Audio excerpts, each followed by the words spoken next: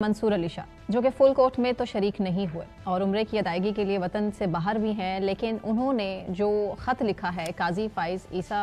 کے سنگین الزامات ہیں جو ان کی طرف سے لگائے جا رہے ہیں، اور انہوں نے کہا ہے کہ جی جو قاضی فائز عیسیٰ صاحب ہیں انہوں نے عدلیہ میں مداخلت روکنے کے بجائے مزید دروازے کھول دیے ہیں۔ مزمل صاحب، ایک لمبی لسٹ ہے، یہ لیٹر میرے پاس موجود ہے جو ان کی طرف سے قاضی فائز عیسیٰ صاحب کو لکھا گیا۔ میں چاہتی ہوں آپ اپنے ناظرین کے سامنے اس کے پوائنٹس رکھیں۔ دیکھیں، آج وہ عمرے پر ہیں، ٹھیک ہے نا، اللہ کے گھر ہیں، تو وہاں سے ان کو ایسے سیاسی خط لکھنے کی کہ بندہ وہاں جاتا ہے اسے تو دین اور دنیا بھول جاتی ہے، وہاں جاتا ہے تو وہ تو پھر اللہ کی لگاؤ میں اللہ کے حضور پیش ہے، وہاں سے مطلب بیٹھ کے کون سیاست کرتا ہے اور کون اس طرح خط لکھتا ہے؟ جو مانگنا ہے اللہ سے مانگیں، اللہ کے گھر موجود ہیں، وہ انہیں مکے میں گئے ہوئے ہیں، عمرہ کرنے گئے ہوئے ہیں، عمرہ کریں۔ مجھے تو سمجھ نہیں آئی، لکھا ہے انہوں نے کہ میرا خط فل کورٹ ریفرنس کے ریکارڈ کے طور پر رکھا جائے، اسی لیے اس موقع پر یہ خط سامنے آیا۔ دیکھیں میری بات سنیں، انہوں نے تو ویسے ثاقب نثار کا ریفرنس بھی نہیں اٹینڈ کیا تھا، اور یہ ایک روایت موجود ہے کہ جو ججز جن کی لڑائی ہوتی ہے یا جو عدلیہ میں گروپنگ ہوتی ہے اور جو ججز چیف سے ناراض ہوتے ہیں وہ ان کے ریفرنس میں نہیں جاتے ہیں، تو میرے نزدیک کو منصور علی شاہ کا یہاں جو آج 5 جج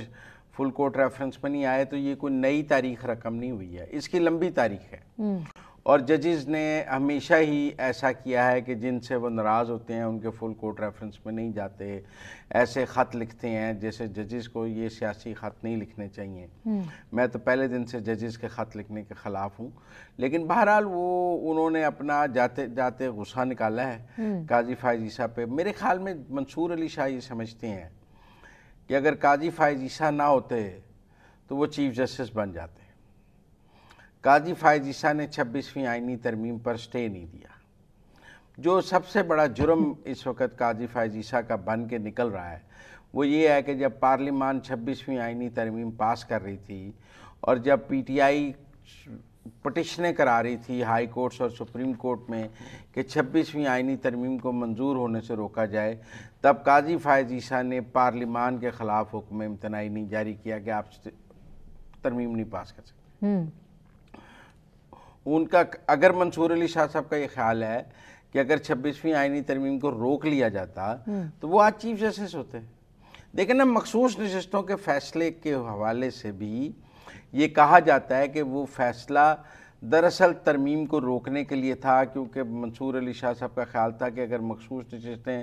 حکمران اتحاد کو مل گئیں تو ترمیم ہو جائے گی، اور ترمیم ہو گئی تو وہ چیف جسٹس نہیں بن سکیں گے، پھر منیب اختر بھی چیف جسٹس نہیں بن سکیں گے، عائشہ بھی چیف جسٹس نہیں بن سکیں گی، تو یہ سارے جو چیف جسٹس بننے کی لائن میں تھے یہ سب کٹھے ہو گئے کہ ہم نے اب 2/3 نہیں بننے دینی، تو اس لیے انہوں نے پہلے مخصوص نشستوں کا فیصلہ پی ٹی آئی نے جو نہیں بھی مانگا تھا دیا، اور پھر نظر ثانی نہیں لگنے دی۔ منیب اختر اور منصور علی شاہ چھٹیوں پہ چلے گئے اور انہوں نے نظر ثانی نہیں لگنے دی تاکہ ترمیم نہ ہو سکے اور وہ چیف جسٹس بن سکیں۔ دیکھیں، قاضی فائز عیسیٰ نظر ثانی نہیں لگا سکے مخصوص نشستوں والی کیونکہ یہ لوگ نہیں مان رہے تھے فل بیٹھنے کے لیے، لیکن کچھ قانون قدرت بھی ہے، وہ کہتے ہیں مین سپوزز گاڈ ڈسپوزز۔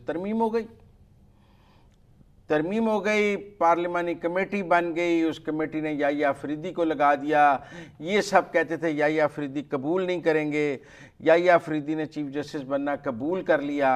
ان سب کو شکست فاش ہو گئی۔ یہ جو 6 جج ہیں